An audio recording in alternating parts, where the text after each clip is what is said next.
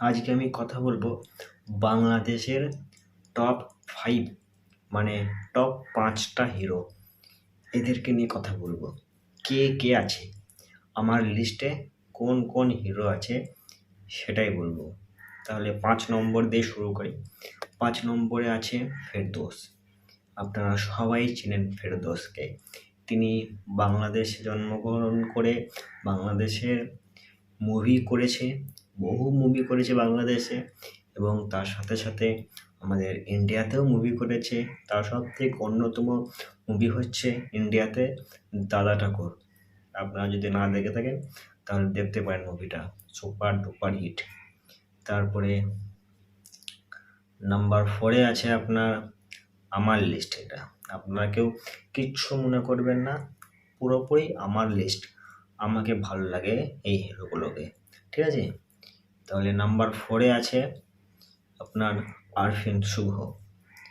এই হিরোটাও ভালো, খারাপ নয়, খুবই ভালো হিরো। 4 নম্বরে আরফিন শুভ।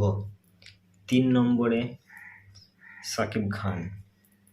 সত্যি শাকিব খান হিরোটা খুবই ভালো, অসাধারণ হিরো, মেগাস্টার, সুপারস্টার, বস হিরো। বাংলাদেশে যেমন অভিনয় করে বস হয়েছেন, তেমনি ইন্ডিয়াতেও অনেক মুভি উনি করেছেন।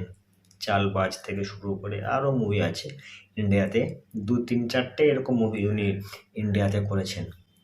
তারপরে নাম্বার 2-এ আছে সালমান শাহ। সত্যি এই হিরোটা বাংলাদেশের অন্যতম হিরো। একদম অসাধারণ পারফরমেন্স, অসাধারণ তার অভিনয় দক্ষতা, একদম নিখুঁত, পুরোপুরি 100-এ 100টাই উনি দিতেন মুভিতে যখন অভিনয় করতেন, তাই না?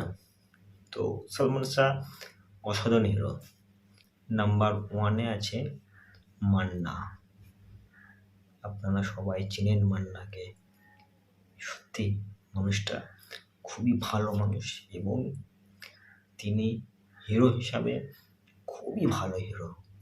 মান্না উনি মারা গেছেন, কিন্তু আমাদের মনে আজও বেঁচে আছে। আমি ইন্ডিয়া থেকে বলছি, এবং বাংলাদেশের মানুষ যেমন ভালোবাসে মান্নাকে, আমাদের ইন্ডিয়ার মানুষও মান্নাকে প্রচুর ভালোবাসে।